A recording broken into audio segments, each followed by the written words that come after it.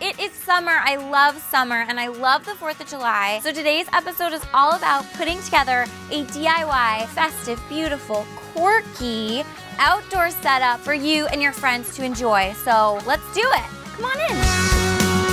Hello! Alright, so since my 4th of July party has to happen outdoors because it's summer, guys, right? You gotta enjoy this beautiful weather. So I'm gonna pull together this pergola, which is actually in my backyard. I'm gonna take the colors red, white, and blue and reinterpret them, starting with a rope balloon streamer. So I got this big wall behind me, which is actually our garage. You can see there's some bare beige wall, which is not exactly festive, so I want to dress it up. So I've got this Mr. Kate sign that we made on a faux piece of brick with the painted logo as my center art piece to the wall. You guys at home could use a cool piece of wood you find, or you could just do the balloon streamer. So you need some rope, some twine, balloons, scissors, and this is helpful. This is an air pump so I don't pass out while blowing up all these balloons.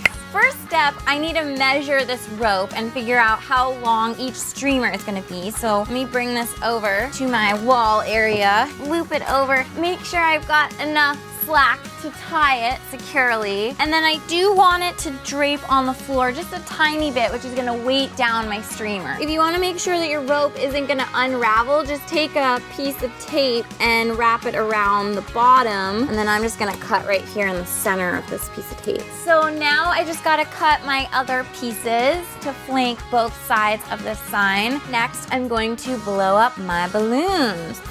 Okay, maybe I'll use this thing.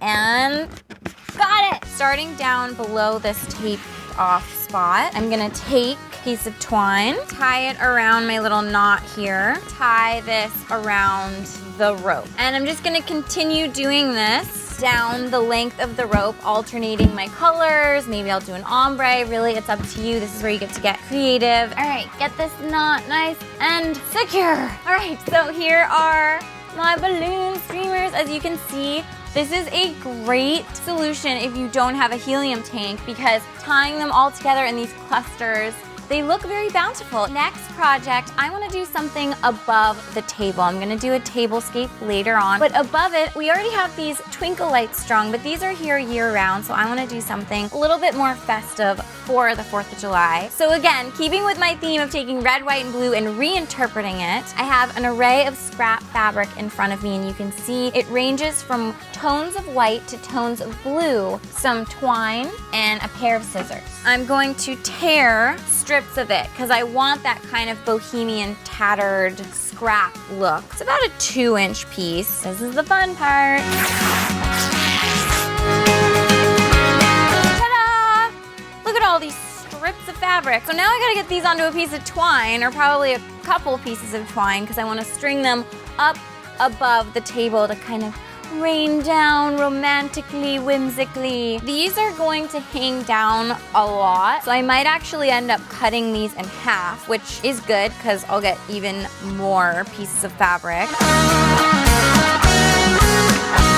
As you can see, these are kind of uneven. I like it looking sort of haphazard, but these are all really long, so I'm just gonna now go around and trim them. And I'm just gonna do this really randomly. I don't want them all to be the same length, so I'm just grabbing them and trimming them. And if you kind of fold them in half as you trim, you're gonna get that little V-shape ribbon. After I'm done trimming this guy, I'm gonna hang this second one. All right, so as you can see, I've got this area above the table nicely covered. I've got this wall here all decorated, so now I've got to focus on the table. But before I do the tabletop, I want to do something to the ground here. I love using rugs outside. There's outdoor rugs. They really ground a space, bring in color. So I got to bring in a beautiful rug. So let's do it. Joey! Joey! Ah, where is he? Brad, I don't know where Joey is. Can you help me? Yeah, I'll get it. Okay, thank you. Yeah. You want to operate the camera? Okay. Well, oh! Are you okay? I'm good. What is the other? On the side? Yeah. It's your help cam, eh? Yes. Yeah. Okay. There we go. Joey, there you are. Beautiful, yay!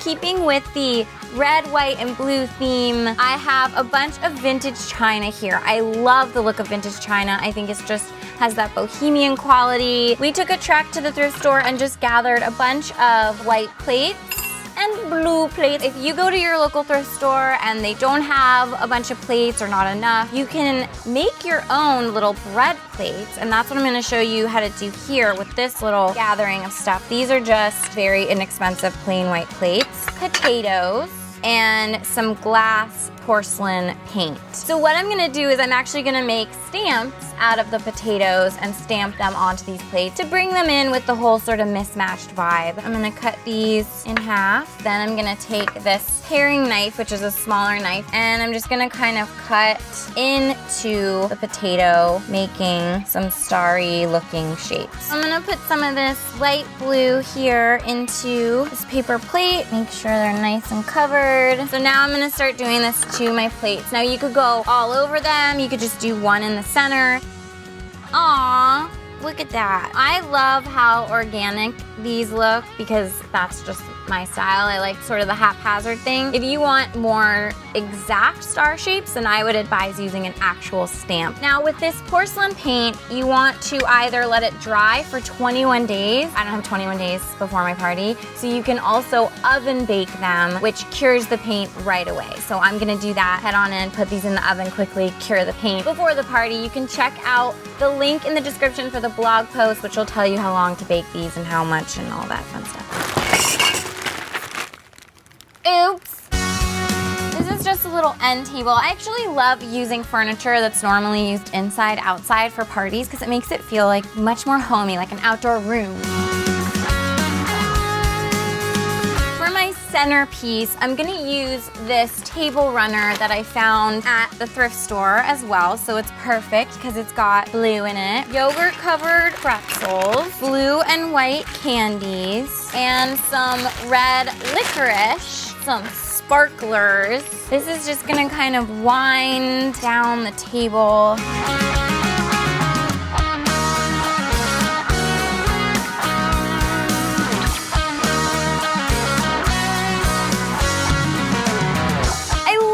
I seriously am obsessed with this, guys. I hope you like it. I think it's perfect. It has like a coziness. We have the red, white, and blue here very clearly, but there's no flags anywhere. It's still patriotic though.